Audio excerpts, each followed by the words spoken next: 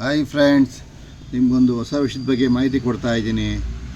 ಅದೇನಪ್ಪ ಅಂದರೆ ಈ ಸತ್ತು ವಿತರಣೆ ಕುರಿತು ಸರ್ಕಾರದಿಂದ ಹೊಸ ಆದೇಶ. ಈ ಸತ್ತು ವಿತರಣೆ ಕುರಿತು ಸರ್ಕಾರದಿಂದ ಹೊಸ ಆದೇಶ. ಇದು ತುಂಬ ಜನರಿಗೆ ಗುಡ್ ನ್ಯೂಸ್ ಆಗಿದೆ. ಇದ್ರ ಬಗ್ಗೆ ಫುಲ್ ಮಾಹಿತಿ ಕೊಡ್ತೀನಿ. ನನ್ನ ಚಾನಲ್ನ ಯಾರು ಲೈಕ್ ಮಾಡಿಲ್ವೋ ಲೈಕ್ ಮಾಡಿ ವಿಡಿಯೋನ ಹಾಕೋಕ್ಕೆ ಸಹಕರಿಸಿ ಫ್ರೆಂಡ್ಸ್. ರಾಜ್ಯದ ಜನತೆಗೆ ಸಿಹಿ ಸುದ್ದಿ. ಗ್ರಾಮ ಪಂಚಾಯಿತಿ ವ್ಯಾಪ್ತಿಯ ಈ ಸ್ವತ್ತು ವಿತರಣೆ ಕುರಿತು ಸರ್ಕಾರದಿಂದ ಮಹತ್ವದ ಆದೇಶ. ಇದ್ರ ಬಗ್ಗೆ ಒಂದು ಮುಖ್ಯಾಂಶ ಹೀಗಿದೆ ಫ್ರೆಂಡ್ಸ್. ಅರ್ಜಿ ಸಲ್ಲಿಸಿದ 45 ದಿನಗಳಲ್ಲಿ ಈ ಸ್ವತ್ತು ವಿತರಣೆ ಕಡ್ಡಾಯ. ಯಾರ್ಯಾರು ಗ್ರಾಮ ಪಂಚಾಯಿತಿಯ ವ್ಯಾಪ್ತಿಯಲ್ಲಿ ಈ ಸ್ವತ್ತಿಗೆ ಅರ್ಜಿ ಸಲ್ಲಿಸ್ತಿರೋ ಇನ್ನು ಮುಂದೆ 45 ದಿನಗಳಲ್ಲಿ ಈ ಸ್ವತ್ತು ವಿತರಣೆ ಕಡ್ಡಾಯಗೊಳಿಸಲಾಗಿದೆ. ಎರಡನೇದು, ಮೊದಲು ಬಂದವರಿಗೆ ಮೊದಲ ಆದ್ಯತೆ. ಅರ್ಜಿ ತಡೆ ಹಿಡಿಯುವಂತಿಲ್ಲ ಫ್ರೆಂಡ್ಸ್. ಇದು ಇನ್ನೊಂದು ಇಂಪಾರ್ಟೆಂಟ್ ವಿಷಯ ಫ್ರೆಂಡ್ಸ್. ಇದು ಮೊದಲು ಬಂದವರಿಗೆ ಮೊದಲ ಆದ್ಯತೆ, ಅರ್ಜಿ ತಡೆ ಹಿಡಿಯುವಂತಿಲ್ಲ. ಮೂರನೇದು, ಕ್ರಮಬದ್ಧವಲ್ಲದ ಆಸ್ತಿಗಳಿಗೂ ನಮೂನೆ 11B ವಿತರಣೆಗೆ ಸರ್ಕಾರದ ಆದೇಶ. ಫ್ರೆಂಡ್ಸ್, ಇನ್ನೊಂದು ಇಂಪಾರ್ಟೆಂಟ್ ವಿಷಯ ನೋಡಿ. ಇದು ಕ್ರಮಬದ್ಧವಲ್ಲದ ಆಸ್ತಿಗಳಿಗೂ ನಮೂನೆ 11B ವಿತರಣೆಗೆ ಸರ್ಕಾರದ ಆದೇಶ. ಮಾಡ್ಕೊಳ್ಳಿ. ರಾಜ್ಯ ಸರ್ಕಾರ ಕೈಗೊಂಡ ಸರಳ ಕ್ರಮಗಳು ಈ ಕೆಳಗಂಡಂತಿವೆ ಫ್ರೆಂಡ್ಸ್. ಈ ಸ್ವತ್ತು ತಂತ್ರಾಂಶದ ಮೂಲಕ ನಮೂನೆ 9, ನಮೂನೆ 11A ಮತ್ತು 11B ವಿತರಿಸುವುದು ಸಕಾಲ ಸೇವೆಯ ಕಾರ್ಯವ್ಯಾಪ್ತಿಯಲ್ಲಿ ಇದು ಬರುತ್ತೆ. ಇದರಿಂದ 45 ದಿನದ ಒಳಗೆ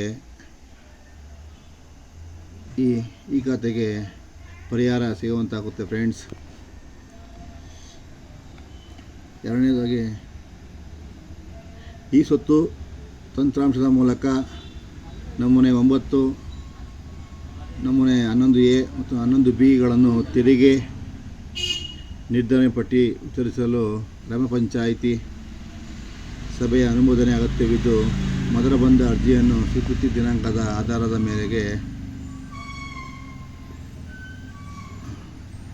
ಮಾಡಲು ಹೇಳಲಾಗಿದೆ.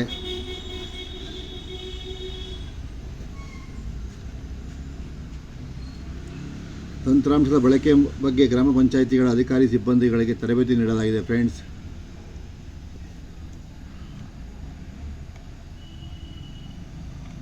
ನೋಡಿ, ಇದ್ರ ಬಗ್ಗೆ ತೋರಿಸ್ತಾ ಇದ್ದೀನಿ.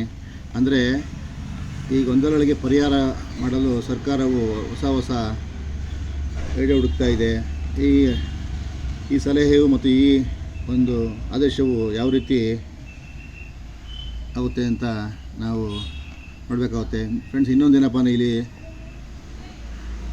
ದಾಖಲೆಗಳು ಸರಿ ಇದ್ದರೂ ಅಧಿಕಾರಿಗಳು ವಿಳಂಬ ಮಾಡಿದರೆ ಏನು ಮಾಡಬೇಕು ಅಂತ ಜನಕ್ಕೆ ಗೊತ್ತಾಗಲ್ಲ. ಇದು ಸಕಾಲ ವ್ಯಾಪ್ತಿಯಲ್ಲಿ ಬರುವುದರಿಂದ 45 ದಿನ ಮೀರಿದರೆ ನೀವು ಮೇಲಧಿಕಾರಿಗಳಿಗೆ, ತಾಲೂಕು ಪಂಚಾಯಿತಿ ಇಒಗೆ ದೂರು ನೀಡಬಹುದು ಫ್ರೆಂಡ್ಸ್.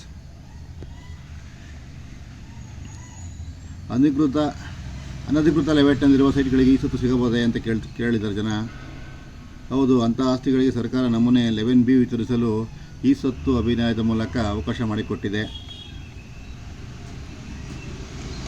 ಇವಿಷ್ಟು ಗ್ರಾಮ ಪಂಚಾಯಿತಿಗಳಲ್ಲಿ ಈ ಖಾತೆಗೆ ಸಂಬಂಧಪಟ್ಟಂಥ ಒಂದು ಮಾಹಿತಿಯಾಗಿದೆ ಫ್ರೆಂಡ್ಸ್. ಇದಿಷ್ಟು ನನ್ನ ಒಂದು ಸಣ್ಣ ಮಾಹಿತಿಯಾಗಿದೆ. ಈ ಮಾಹಿತಿ ಇಷ್ಟ ಆಗಿದರೆ ನನ್ನ ವಿಡಿಯೋನ ಲೈಕ್ ಮಾಡಿ ಮುಂದಿನ ವಿಡಿಯೋ ಹಾಕೋಕ್ಕೆ ಸಹಕರಿಸಿ ಫ್ರೆಂಡ್ಸ್. ಮುಂದೆ ವಿಡಿಯೋಗಳನ್ನ ಹಾಕ್ತಾ ಇರ್ತೀನಿ. ಸಣ್ಣ ಮಾಹಿತಿ ಕೊಡ್ತಾ ಇದ್ದೀನಿ. ಇದು ಒಂದು ಜನಕ್ಕೆ ಒಂದು ಸಣ್ಣ ಹೆಲ್ಪ್ ಆಗಲಿ ಅನ್ನೋ ಒಂದೇ ಉದ್ದೇಶ. Okay friends, thank you.